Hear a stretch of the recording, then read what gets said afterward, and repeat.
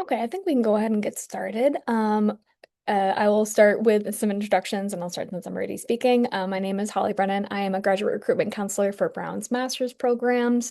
And Komal, if you just want to introduce yourself.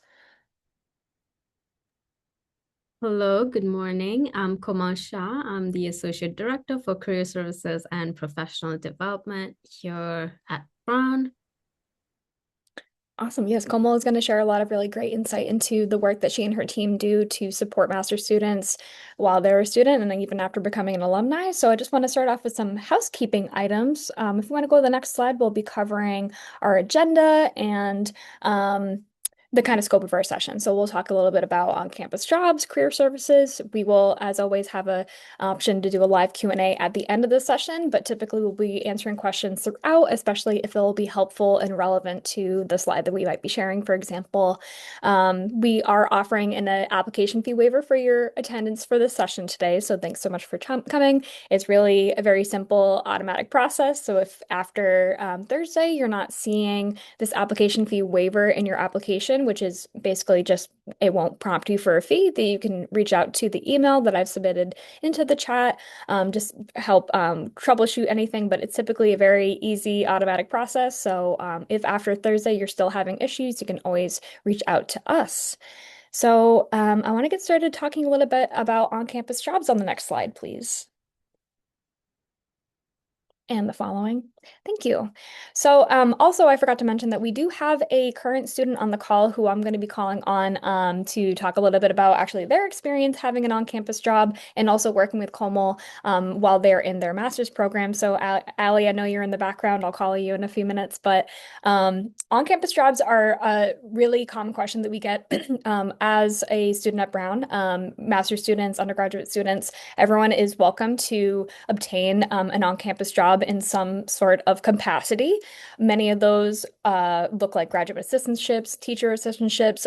They can also be something not related to your degree or your program at all. For example, some examples that we've put on the slide here, like a dining services worker, a bookstore clerk, or potentially being a graduate assistant at SPS. Our office, Allie is actually a graduate assistant, and so at the end of this, I'm going to ask her a little bit about her perspective. But these on-campus jobs are not tuition waivers and they're not tuition stipends or work study options. So they're really truly in the form of a paycheck. It looks like a part-time job. They are hourly positions that are paid through our HR office and student employment office. And those opportunities are going to be available to apply for once you are actually formally admitted, enrolled, and decide to come to Brown if you so do wish. But as far as opportunities for applying, typically these kind of jobs are available. Some are available all year round, but typically recruitment, especially for like student worker kind of positions, start in the summer. So we do have some programs that are starting really early in June, some and most start maybe in like late August and early September. So typically, those kind of positions, especially the graduate assistantship that Allie's in right now, that wasn't posted until the end of August. So right now, obviously, we're in December. We're many months away from those opportunities being a little bit more available. But there's definitely an opportunity to get an on-campus job to not only build your professional development profile, but also be able to make some money on the side and to be able to contribute to your financial wellness while you are also in school. With that being said, there's really no formal limitations except for our international student community. And in general, there are a 20-hour week limit on most of these positions, but especially for international students for visa restrictions. So this is something that obviously it might be a little early to be thinking about already working on campus, but we have a lot of very eager applicants and students who are ready to just get involved on day one. So we love to see that and love to kind of just give you an insight into what is available on campus outside of your program, but also might be in addition to what you're studying or what you're hoping to do post-graduation. So I want to just go to the next slide and talk a little bit more granularly about the difference between these three positions. So, because we get these questions a lot, especially for master's students who are looking to boost their professional profile, get a little bit more experience. There are some universities that have kind of guaranteed positions, TA, RA, or GA assistantships. Unfortunately, that's not necessarily a guarantee, especially per department and per function. So the kind of positions that we talked about previously on the other slide, that's really highly variable. So you might look right now and see a position is available, but by the time that you are a student here, it might not be. So it is a highly variable kind of process, and it's super dependent on what teachers kind of are available at the time or what courses are being taught.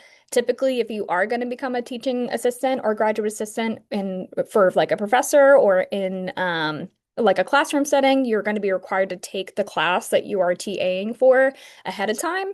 So with that being said, if you are in a 1 year program at Brown, you would be not able to take advantage of an opportunity until your second semester for the kind of functions like this. But Allie, I would love to kind of get your perspective on what it was like to, I guess, apply for this job and also your experience kind of being a graduate assistant in combination with your program, which I know is a little different.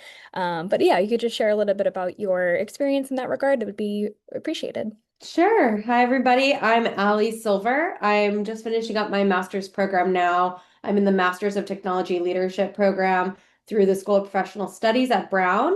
And it just so happened that I ended up losing a full-time job that I had when I started the program. My program is for working professionals, so many of my classmates do work full-time, and that was my plan. But I was laid off and I was looking for new opportunities. I happen to live in Providence, which is not typical for my program as well. So I wanted more opportunities to get involved with Brown as I live here and had some extra time on my hands. So I initially saw a posting for a graduate assistant role at SPS doing student engagement, which is something that is super important to me is creating a culture where students feel engaged and welcome and part of the community, especially being part of a mostly remote type of master's program.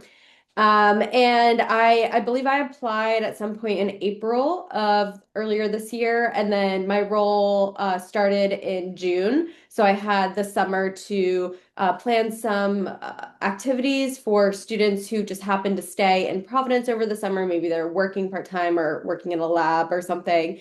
And then also for graduation, or sorry, orientation, which is a very big event for the master's students. It's most of their first introduction of being on campus. So introducing them to Brown, introducing them to Providence is extremely impactful. So I was part of planning a lot of events for that. And then diving into the fall semester where students are really getting their footing, being a master's student if they're a first year or, being in their second year and finding those outlets of community and fun. So that's been a bit about my role, and happy to chat if anyone has any specific questions. Yeah, thank you, Allie, for that insight. And please feel free, everyone, to ask questions to Allie, even if she's not necessarily in a residential master's program, which is typically what her portfolio is. She does have a really great experience with networking and also, as she mentioned, just kind of getting more involved in Brown in many different ways. So Allie and I, and also some of our colleagues, worked together for orientation, which was really great community building exercise, honestly, and really exciting to welcome students onto campus.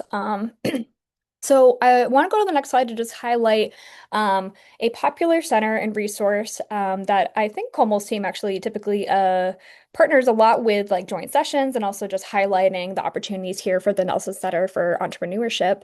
And I'm going to put the link in the chat too, because I realize that this slide is not clickable. Um, but as far as other centers and campuses that we partner with to offer an interdisciplinary approach towards professional development, building people in providing skills and for supporting their different post-graduation goals. So a lot of that is either hands-on learning, individual community engagement through like local partners and industry leaders. So I think this is really great center to highlight. We unfortunately don't have a representative from this session, but I would highly recommend looking at their website if you are interested in any sort of entrepreneurship at Brown. Komal, do you have anything of value that you might want to add here in regards to the work that you do? I would like to highlight that the Nelson Center also has a B Lab where you can experiment with your business idea and you actually get paid for it. You get a stipend, which is very cool. I think there are some there's a criteria on like how soon you should have graduated or like where in your program you need to be for to be able to apply for the B Lab experience. But I do really, see that many students are very interested in it. And if there is a stipend attached to it, that's great because you are putting in that work and the effort to work towards your company. And that stipend can work towards so many different things like housing, meals, or maybe just funding your research for your venture. So that's what I would like to highlight within the Nelson Center. Yeah, thank you, Komal. That was really helpful. I do see two questions coming up. So before I pass the baton to Komal, I do want to just answer these real quickly. Are there any on-campus jobs specific to the medical sciences program that involve more of a healthcare setting? Um, I can't answer that. As far as like what is available right now, I don't believe, I check Workday daily to also look at kind of opportunities like that, and I haven't seen them. But also, just going back to our previous point that the positions that are available are highly variable. So it's not necessarily a guarantee that you're going to have a position of the same kind available every single year.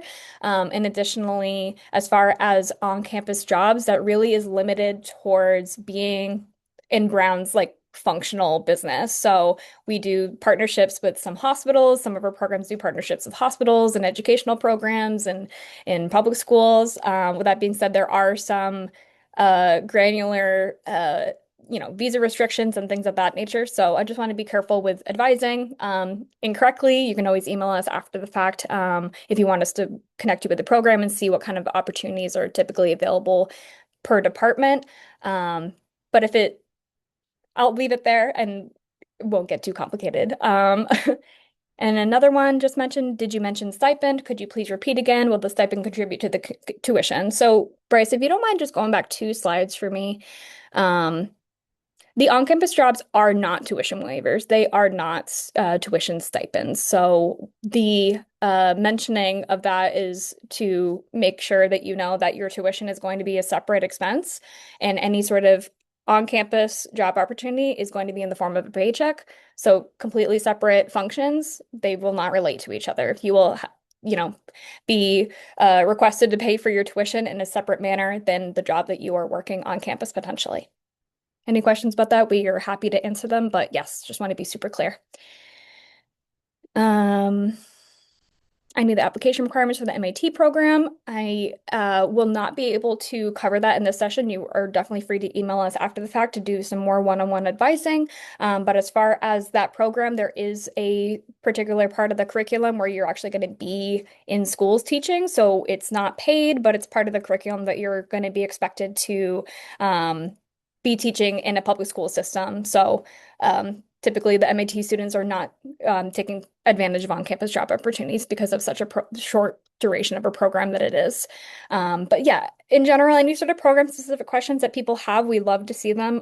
This session just might not be the best or most appropriate place to answer them. So we are in our chat, in the chat is our email. You can always email us to connect with myself or my colleague who do application and program advising.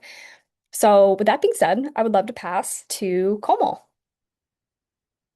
All right, so if we move on to the next slide, I wanted to share this statistic because it holds true to this day, which is students who use career services are 20% more likely to get job offers. And why is that? But now there's so many students who in today's day and age will say, well, I'm just going to use AI to help me with all of these different things like resume and interviewing and all of that. However, career services are deeply connected with employers, with the market. They know what are the latest trends. They actually speak and talk and hear from recruiters who are hiring for the roles that are open in their organizations. And so we're giving you the most up-to-date information about what's working, what's a good strategy, who are the different networks and connections you can reach out to. So I wanted to just share that always try to use career services as much as possible. If you need it, definitely, sure you can use AI, but getting a third person, like a human, having to go read your resume is always better because you want to stay true to your voice, be authentic, and not sound like an AI robot. And AI tends to do that to your resume. And so, really, just making sure that you're telling the truth, you're saying it with your own voice and personality. So, we're there to help you with that. So if we move on to the next slide, I'll go into what services do we offer. So for all of the master's students here at Brown, we offer quite a few different services. The first one, and one of the very important ones, is individual coaching sessions. These are one-on-one. We can meet you virtually, we can meet you in person, and we really go through identifying what jobs or industries are you interested in, what would be the best one that you are looking to go to. And now with the job market being so competitive, how do you create those different verticals of industry interests and how you can apply to them. We also do resume and cover letter review. As I mentioned earlier, we work on career advising based on what your interests and skills are and how that relates to the industry. We also host mock interviews, and these are behavioral mock interviews. How do you answer it? Strategies and techniques with mock interviews. We actually act as the interviewer and have like a 20 or 30-minute interview with you and then offer you really honest, transparent feedback on how you did in your interview and how you can improve it. So this is really good. We see so many students take advantage of the mock interviews because it makes them feel more prepared and confident for when they do go into the actual interview. We see so many students who then go on to getting offers for that internship or for the job as well. So we do encourage taking advantage of the mock interviews. We also have some evening hours. We understand that, some students might be working through the day, might not, or might be taking classes through the day and might not be able to book an appointment with us. So we have some evening hours available to accommodate those needs as well. Now, the second thing we offer is virtual workshops. And many of our workshops are virtual. We do have some signature events that are in person.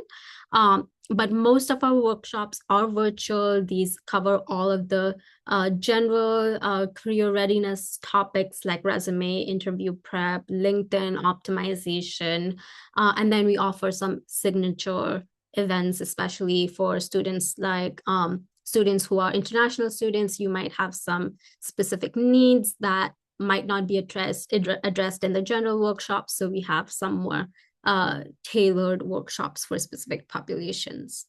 If we move on to the next slide, I also wanted to highlight some of the resources we have available. We have every semester the Career Launchpad course, which is a 3-day course. It's I would call it a crash course, but I don't like the term crash course, but it's really a short course to make you career ready. It gives you all of the tools and resources right in one go, and then you can apply it through your time at Brown and then keep coming to us in appointments when you need that extra support. We have program-specific events that we partner with different programs. So, for example, we have, School of Engineering who would like us to, participate in a like a workshop specifically for engineering students. or we might have one for computer science or for education. So we partner with all of the master's programs at Brown to kind of host more curated workshops for specific program populations. We also have a newsletter where you can learn about all of these upcoming workshops and events and other resources that we have to offer. We also partner campus-wide with various other departments. We have a main career center, which is the undergraduate career center that has an employer relations team, and we have career fairs that we host with them. We have employer spotlight events that we host with them as well. And then we host some info sessions and so really intentional employer events so that we know that we're bringing in the right employers for you to apply to. And then the fifth one, you're coming to Brown to build that network. So we do want to highlight the alumni relationships, and Brown Connect Plus is one of the platforms that we have to build, it's kind of a database to find alumni who are in different industries, different sectors, holding different positions.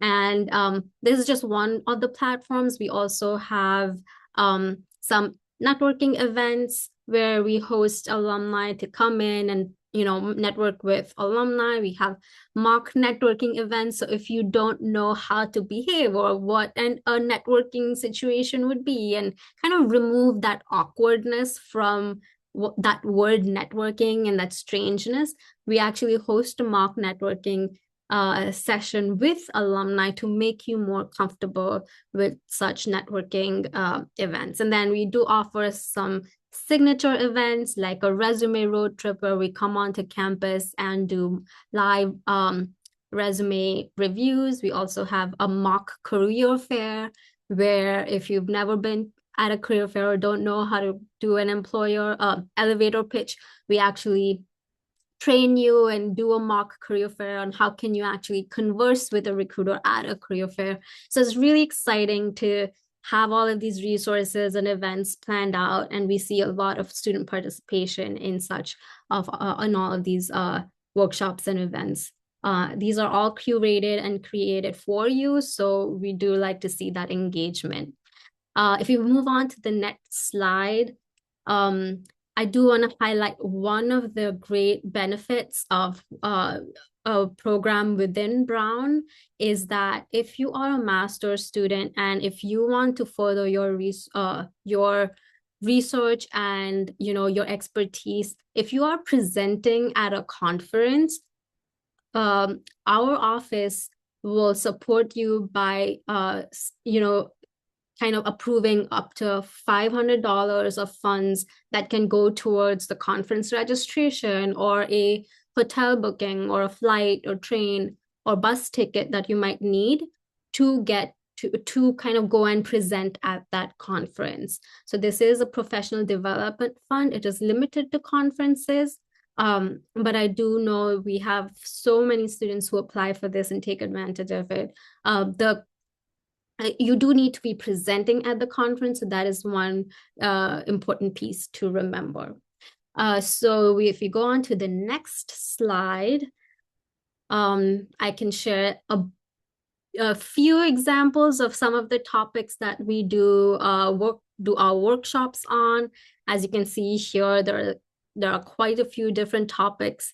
ACR interview, resumes, job search strategies, and then you might find there are some more specific workshops for industry. So here we see consulting insights. So if you're interested in a consulting job, we actually have a consulting series specifically for that. Similarly, we have a government careers series as well. So we have job searching, resumes, and then an alumni panel for students who are interested in applying to government careers. And when we speak of government, it's not just federal. We also invite and talk about how to apply for state and local government. So that is also something a lot of people don't consider, but they are also part of the government. And I do recommend that if you are looking to apply to government, attending these workshops is really beneficial. And some of you might want to further your studies after a master's program. So we actually support you with that as well in terms of how to write, how to create or strengthen your PhD application with your statement of purpose, or how to write create and draft a CV, which is different from a resume. And there's a few differences that you need to be mindful of. So all of these things are extremely important, and we want to highlight that. So if we move on to the next slide, I want to highlight the biggest thing that we have, which is our one-stop shop career, which is a one-stop shop career resource, which is the Virtual Career Center. We have all of our events posted here. We have career pathways that are industry specific. We also have various resources on all of the career readiness tools. We have identities and affinities specific resources as well. If you are more of a professional or executive master's student, then we do offer some specific resources for more senior level, higher level positions as well. So there are a bunch of things in there. If I can, check my box off, there's the resources that we create. There are jobs and internship postings that are fed in through Handshake.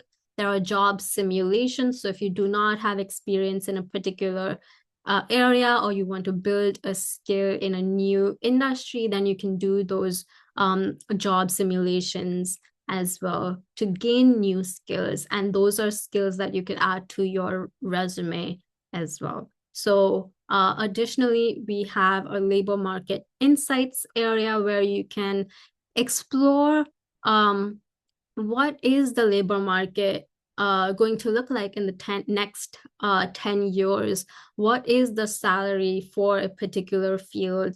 What is the range of the salary, not just a specific number, but the range for early career, mid to later career salary ranges. And then we have LinkedIn Learning as well, which is available to all Brown University students and the community at large, which is free for all Brown University students to use. And LinkedIn Learning, if you're familiar with that, it has quite a few different courses that might be more technical or skill-based, and there are also some management and leadership-based courses within LinkedIn Learning. So there's a whole database of courses that you can take advantage of.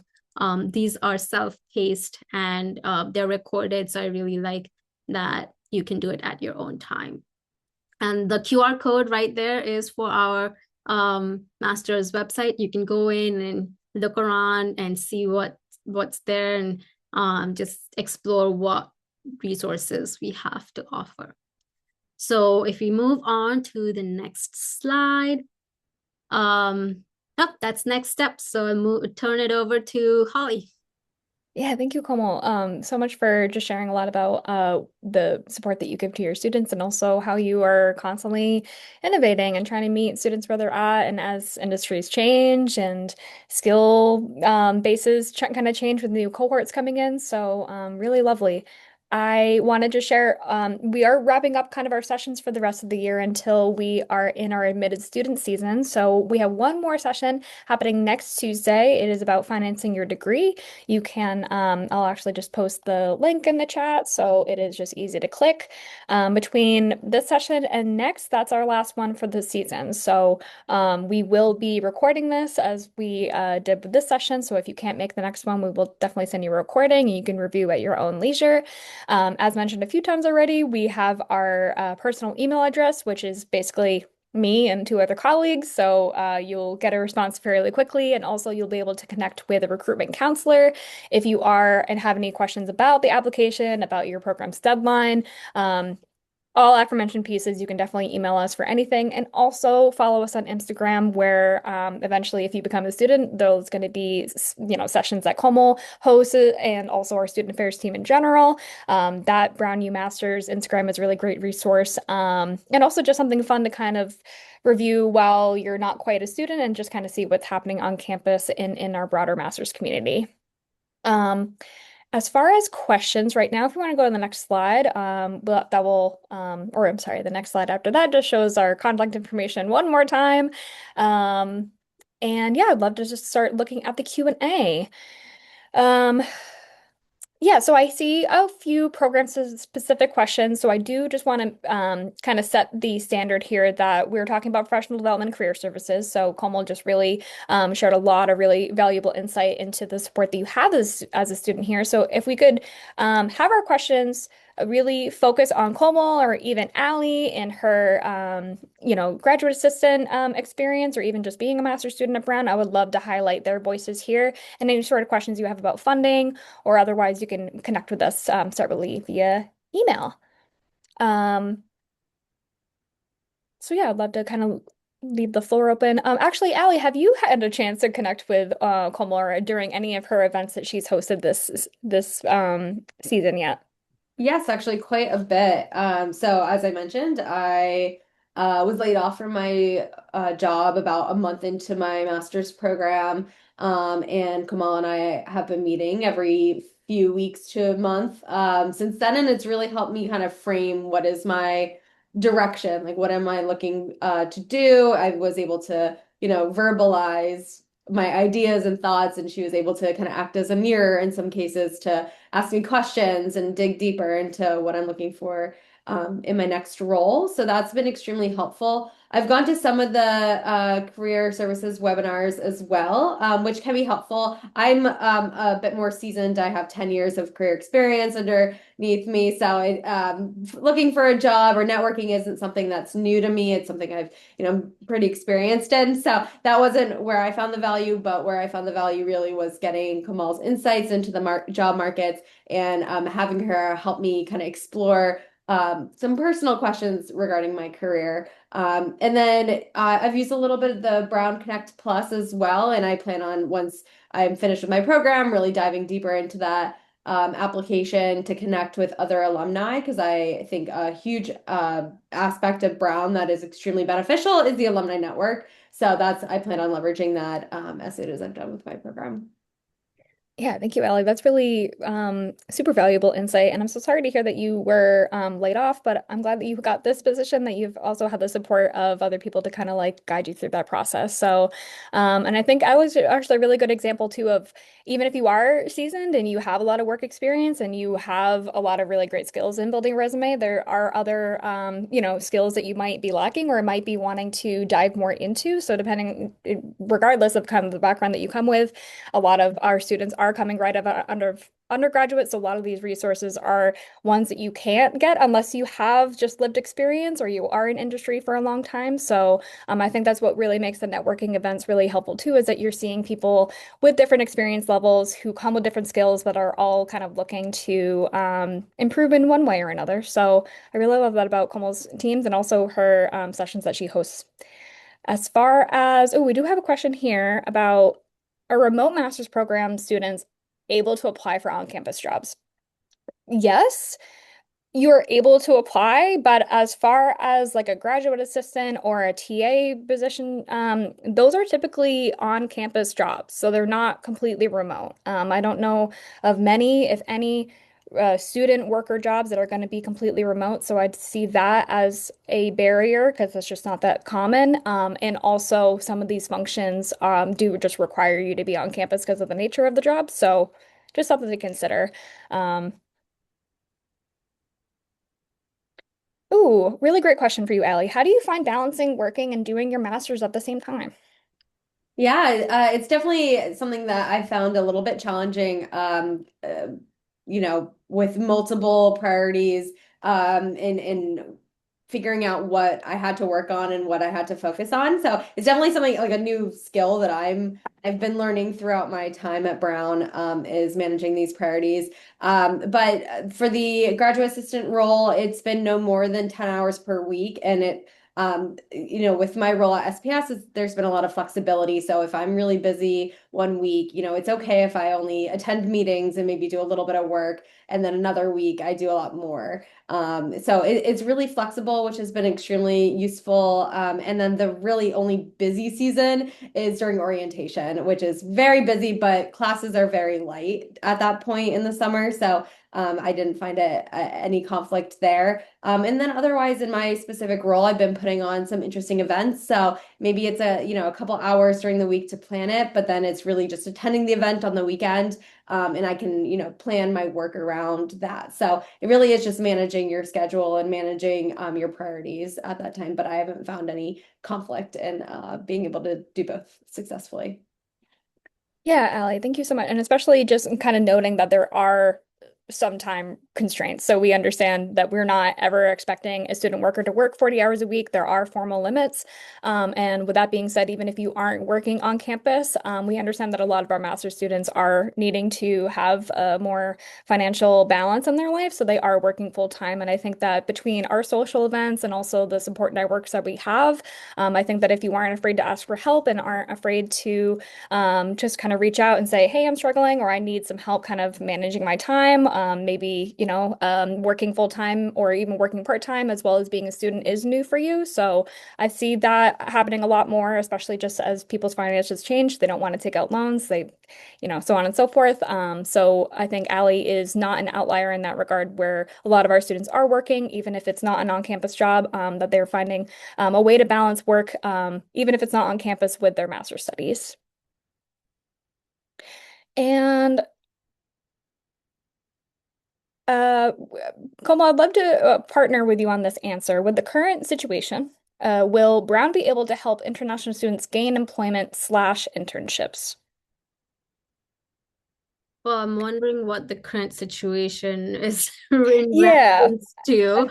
I mean, not sure in that regard, but basically, what I would like to highlight is that we have partnered with so many employers who are hiring international students. So we have a platform called Handshake where you can filter job opportunities based on sponsorship, on whether or not they accept OPT or CPT. So you can use those filters when you're searching for a job. We do see that so many of the employers we partner with are really willing to hire international students. So in that sense, yes, like we are always there to, bring some opportunities, to you. We are also partnering with international employers. We actually have one recruiter from China and then one from Denmark next semester who are coming in, who are coming to Brown to do an info session. We also got recently a request from an employer in Australia. So we're seeing a global demand of Brown University students and graduates. So we are, not just looking at US, we're also looking at a global scale that you can use your skills like anywhere. So what we're doing in terms of being able to help international students is number one, being informed and informing you about the changes that are occurring, with the recent changes. So far, with all the clarity that we have, there is now no more of the $100,000 fee, which is a great thing to have gone away because that was a huge barrier for most organizations. And so what we do is really host those or bring these employers to you through campus career fairs, online or virtual career fairs. I do want to highlight that we do have virtual career fairs, info sessions. We also have Handshake, where employers host their own info sessions and invite different universities. And Brown University tends to be one of the most invited universities to their events. We had IBM who had their own, info sessions, and they actually had a series of sessions that they hosted throughout the fall semester. So it's so exciting to see that, we have employers who are looking to partner with us or come to Brown and, hire Brown University students of all kinds, and international students being one of them. Yeah, thank you, Como. I really think that kind of answered a lot of like where our scope and resources are. I think I'm a little curious about the nature of this question, but I think I just want to add a little bit to it. So, regarding our history with helping students finding employment or finding internships, that hasn't changed at all. In fact, Como's team is just finding different opportunities to connect with international, employers, as she mentioned, and also just different avenues.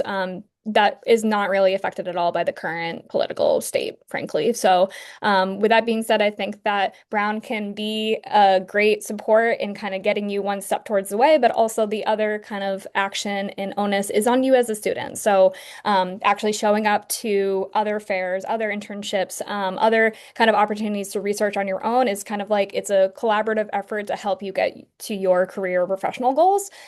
So with, historically what Brown has been able to provide, that's not changed. And I don't think that's really changing as far as we're concerned. So if you have a program that has CPT and it's part of your curriculum, that's just built in. That is something that's going to be honored with your visa restrictions and so on and so forth. So if you have any more in-depth questions about this, and maybe you're a little shy about sharing it in the session, which I totally respect, please feel free to reach out to us because we'd be happy to talk about your specific program that you're interested in, because your program might already have an internship component that you're not aware of, or they might have someone like Como on their team who's a little bit more in their specific industry, making partnerships, making connections, and networking to help you get an internship or gain employment after graduation. So I know that was a lot, but I think really helpful to just kind of like spell it out with Como's guidance in mind as well.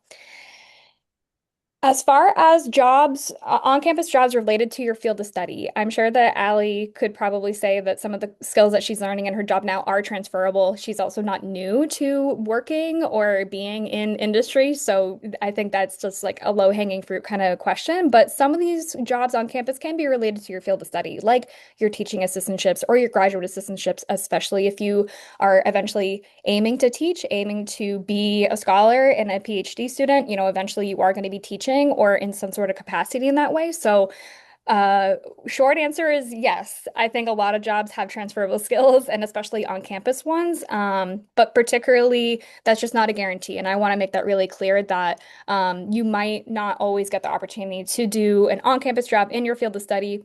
But if you're open, there are other opportunities.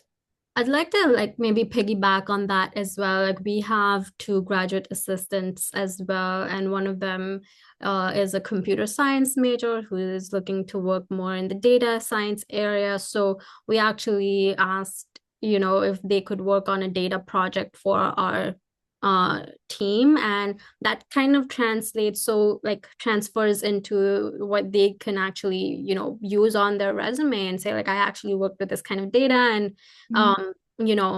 worked on this project and improved efficiencies and optimized like the data collection process, and that's what we want. And it's also, as you said, onus to the students, like they can see those patterns or gaps in the places that they're working at and then pitch some ideas and solutions which shows that they're interested, but also how their skills can be used in a different space, which is being a Brown University student, you see a lot of that. Most of our students are initiators or creators, and so we see that a lot. They're coming up with solutions all the time, and it's really great to see that. Yeah, thank you for that addition. I think that was really helpful. As far as the last question that we have here, I know that my colleagues have been answering the background, so I just want to say thank you for them and also for everyone who's submitting questions. They're really great. As far as speaking of CPT, after 2 semesters, if I want to use CPT to work in a co-op, if the co-op affects my expected graduation date, will I get extended?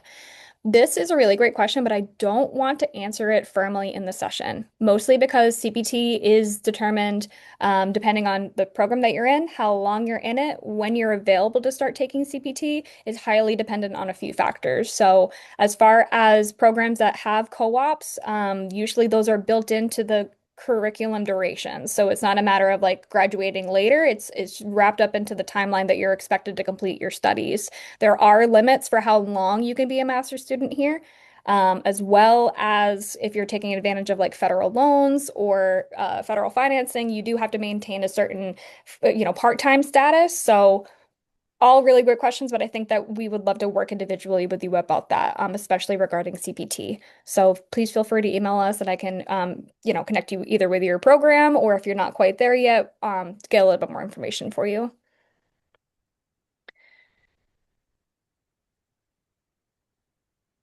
Um, I would love also your help answering this, Como. I know it kind of bridges both of our gaps, but are there local opportunities or resource slash supports that aid single parents in balancing life stressors and needs with coursework and employment?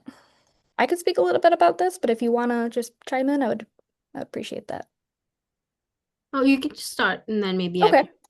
Yeah, as far as so we do have a few opportunities for parents, master students who are also parents. We have a parent, what is it called? The graduate listserv, where you can connect with current parents and just kind of form a community around people who are also young, studying, and young parents. As far as the child care subsidy, we do have a opportunity to apply for a child care subsidy usually at the end of September, if not early October, just shortly after your program starts. You can apply for a subsidy that helps you afford childcare along with your studies. So that is something specifically for master's students, only for master's students, and particularly for ones with children. So we have a few other emergency funding options for master's students, but this is probably the most lucrative and also the most specific, I think, for this community. So as far as um, financial support in that regard and emotional social support, I would highly recommend diving into those kind of communities.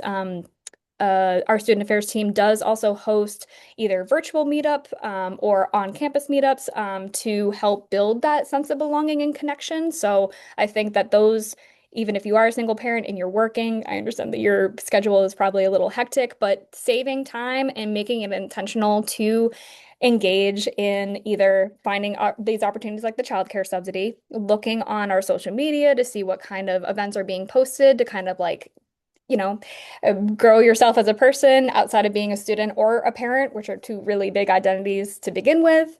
And then, yeah, beyond that, our Master Student Affairs team hosts social events, again, virtually and in person, that kind of bridge cross-departmental gaps, that bridge, backgrounds, that really are more about connecting and belonging regardless of your identity, frankly. So I think that with all those considered, there are more master students who are working part-time that aren't just a student. So if you are brave and you want to just step out of your comfort zone a little bit and look at those events, I think that is some local opportunities that I would recommend. I don't think Allie is a parent, but if she wants to just highlight maybe some ways that she's taken advantage of some opportunities here to balance life stressors, I'd love to hear her perspective.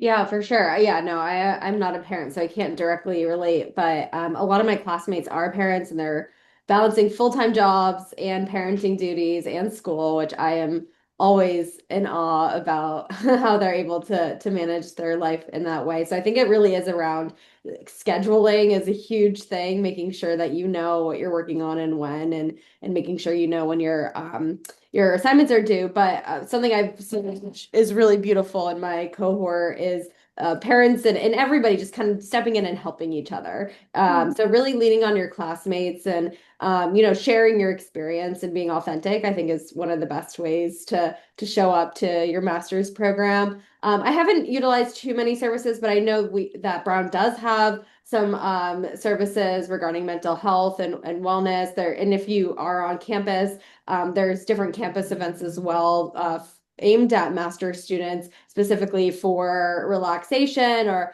stress management. So I would say try to take advantage of those. And then I know Holly mentioned the listserv already. I also love the listserv. It's just interesting to see what people are talking about, what people are trying to sell, or what they're asking for. And I try to help out when I can, or if I need help, I go there as well. So that's a really great resource to use. And Yeah, thank you.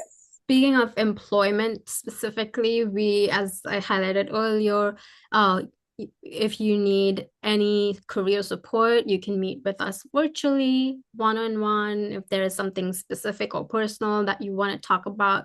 We also have virtual workshops and virtual career fairs if that is one thing that you prefer. We also have on-campus events, but it depends on what your preference is in terms of time and like managing various different roles in your personal life. I would say there are such opportunities that you can, take part in.